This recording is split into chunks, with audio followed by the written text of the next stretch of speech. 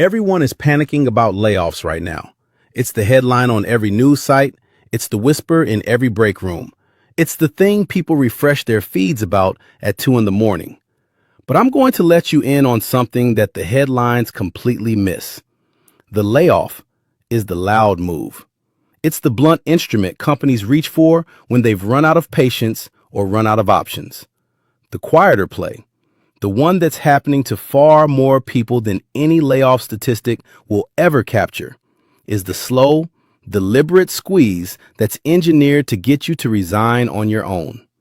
They never have to fire you. You walk out the door believing it was your decision, and they get everything they wanted without lifting a finger. I spent years on the inside watching this get mapped out in conference rooms, and today I'm going to walk you through exactly how the machine operates, who it usually comes for first, and what to do the moment you feel it starting. Welcome back to the channel. If you're new around here, I'm Dre, and this is the place where we pull the curtain all the way back on how careers actually function inside big organizations. Not the shiny version they hand you on day one, but the version that gets discussed behind closed doors where you're never invited. I've sat in those rooms. I know how these decisions get made and the language people use to make them sound clean. Before we go any further, one quick thing. Nothing in this video is legal advice. This is educational. It's me sharing what I've seen, and if you ever think you're in a genuinely serious situation, you should sit down with an employment attorney who knows the laws where you live. With that out of the way, if this kind of honest, no-fluff breakdown is useful to you, do me a small favor and hit that subscribe button. It costs you nothing, and it tells me to keep making these. All right, let's get into it. Let's start with the part most people get wrong, which is who actually ends up in the crosshairs.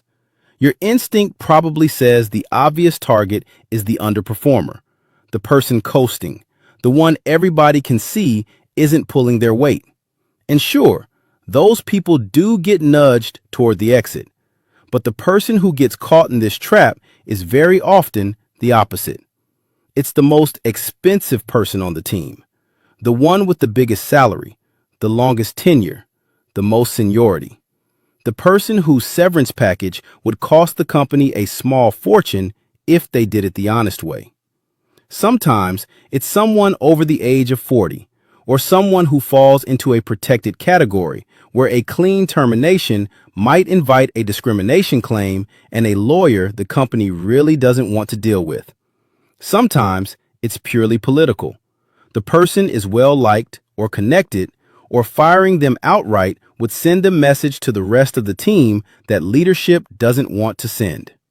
So instead of dealing with any of that head on, they do the math. And the math, even when nobody says it out loud, goes something like this. If we can get this person to quit, we skip the awkward conversation. We skip the severance check. We skip the legal exposure. We skip the bad optics with the rest of the team. All we have to do is make staying feel worse than leaving. So how do they actually pull that off? Quietly, subtly, in a way that's specifically designed to make you question whether you're imagining the whole thing. It usually starts with absence. The meetings you used to be in, suddenly you're not on the invite. The email threads where decisions get made, you're no longer copied.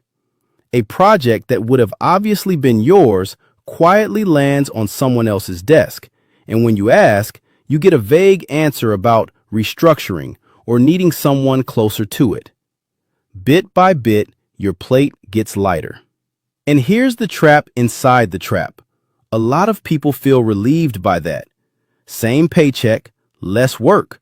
What's not to love? But a shrinking workload is rarely a gift. It's usually a signal.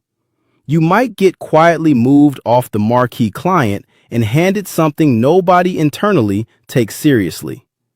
You might get shuffled into a project that everyone already knows is a dead end. If you've been working remotely, and this one has gotten incredibly common, you might suddenly be told you're required back in the office 5 days a week. no exceptions. Knowing full